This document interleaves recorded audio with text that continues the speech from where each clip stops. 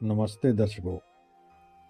आज के इस विशेष वीडियो में हम एक अत्यंत गोपनीय और शक्तिशाली विषय पर चर्चा करने वाले हैं। शत्रु मुक्त स्तंभन साधना।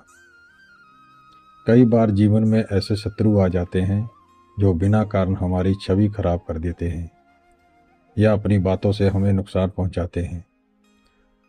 आज मैं आपको एक ऐसी विधि बताऊंगा कि कैसे एक विशेष मंत्र और सही नक्षत्र के मेल से आप अपने शत्रु की बुद्धि को और उसकी वाणी को शांत कर सकते हैं। ये जानकारी अति दुर्लभ ग्रंथों से ली गई है। स्तंभन साधना है क्या? स्तंभन का अर्थ क्या है? किसी चीज को रोक देना। तंत्र शास्त्र के षट कर्मों के स्तंभन में एक महत्वपूर्ण क्रिया है। जैसे कि इस प्राचीन पांडुलिपि में लिखा है, इस मंत्र के प्रभाव से शत्रु की गति, मति और बुद्धि बिल्कुल नष्ट हो जाती है।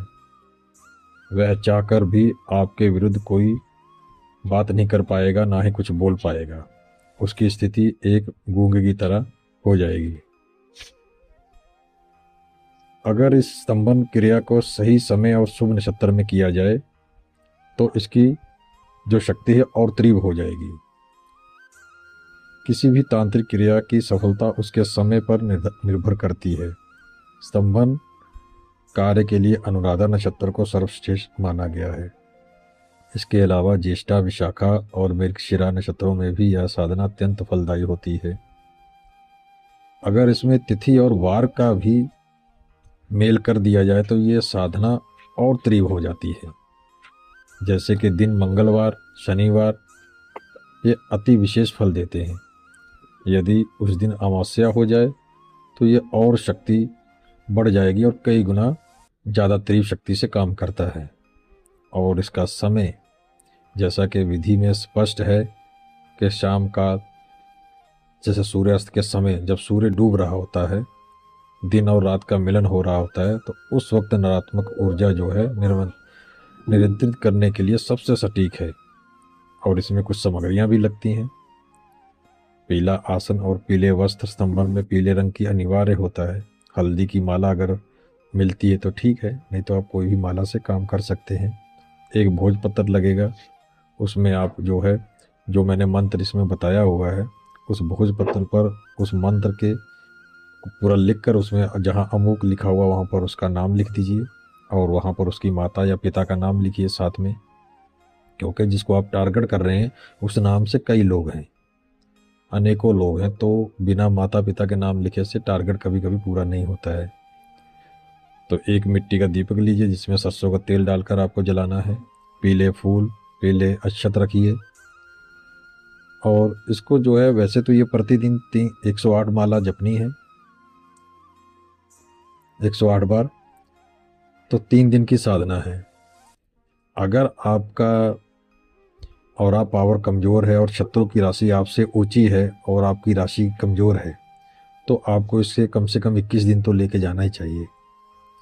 अगर आपकी शत्रु की राशि कमज़ोर है और आपकी राशि प्रबल है, उच्च है, तो फिर तो आप 3 दिन में इसको सफलता प्राप्त कर ले जाएंगे। नहीं तो आपको इसके लिए ज़्यादा परिश्रम करना पड़ेगा। और इसकी जो शांति है, शांति कह रहा हूँ, जो दिशा है उसको आपको पूर्व दिशा की ओर अगर मुख करके बैठेंगे तो ज़्यादा अच्छा रहेगा। वैसे तो मैंने सारी चीज़ें आपको बता दी हैं, फिर भी कुछ चीज़ें और बता देता हूँ कि जब भी ये साधना करेंगे तो आपको ब्रह्मचार्य का पालन करना है। मीट, मछली, मंदिरा इससे दूर रहिए, क्योंकि ये चीज़ें आपको उत्तेजित करती हैं और इसलिए इनका सेवन सही नहीं है। जब भी आप कोई भी साधना करते हैं, वैसे तो ये तामसिक ही है, देखा जाए तो स्तंभन एक तामसिक साधना में ही आती है। तो अगर आपका जो शत्रु है आपके ऊपर ज़्यादा आपको कष्ट दे रहा है तो आप इस मंत्र का प्रयोग करके देखिए। अगर आप में सही चाह है और आप अपनी जगह पर सही हैं तो आप ज़रूर सफल होंगे। अगर बिना वजह किसी को नुकसान पहुंचाने के लिए इसको करेंगे तो मुझे नहीं लगता कि आप इसमें सफल हो पाएंगे, क्योंकि जैसा भाव होता है ज़रूरी नहीं कि वैसा फल आपको मिले। भाव उस जगह पे काम करता है जहाँ पर आपकी सोच अच्छी है। तभी भाव भी काम करता ही है। सब बहुत से लोग कहते हैं जैसा भाव होता है वैसा फल मिलता है, तो वो ठीक है, लेकिन सभी जगह पर भाव काम नहीं करता है। आप किसी के लिए गलत भाव रखेंगे तो क्या आप उसमें सफल हो जाएंगे?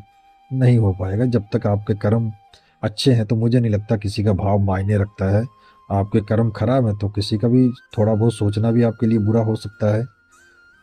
तो अगर आपको मेरी बातें अच्छी लगती हैं तो आप मेरे चैनल को सब्सक्राइब करिए, और ऐसी ही जानकारी प्राप्त करने के लिए मैं थोड़े थोड़े समय पर वीडियो बनाता रहूँगा।